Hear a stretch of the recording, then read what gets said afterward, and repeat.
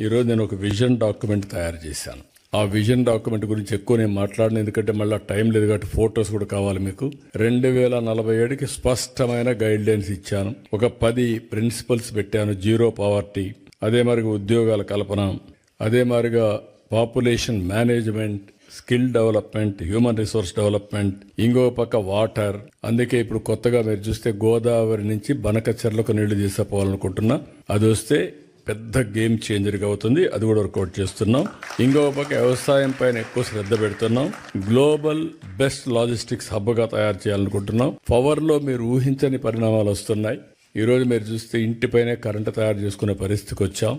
అదే మరిగా ఈరోజు విండ్ పవర్ వచ్చింది, అదే మరి పంప్డ్ ఎనర్జీ వచ్చింది, గ్రీన్ ఎనర్జీ వచ్చింది.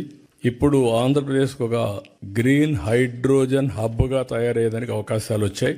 దీనివల్ల కొన్ని లక్షల మందికి ఉద్యోగాలు వస్తాయి.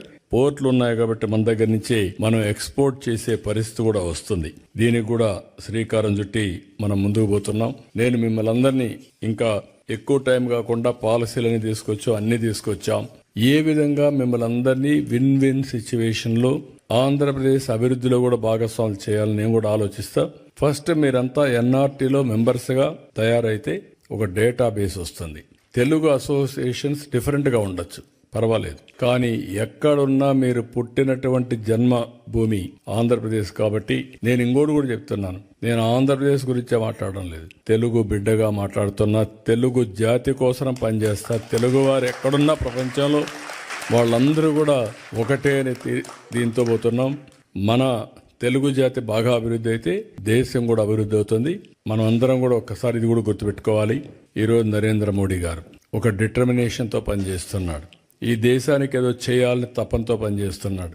వికసిత్ భారత్ ఇచ్చారు, నేను స్వర్ణ ఆంధ్రప్రదేశ్ ఇచ్చాను. వాళ్ళు వికసిత్ భారత్ లో భారతదేశాన్ని నెంబర్ 1 చేయాలంటే నేను స్వర్ణ ఆంధ్రప్రదేశ్, దానికంటే అన్ని రాష్ట్రాల కంటే నెంబర్ 1 తెలుగు రాష్ట్రాలు ఉండాలి, ఆంధ్రప్రదేశ్ ఉండాలని దానికి ఒక విజన్ తయారు చేశాను.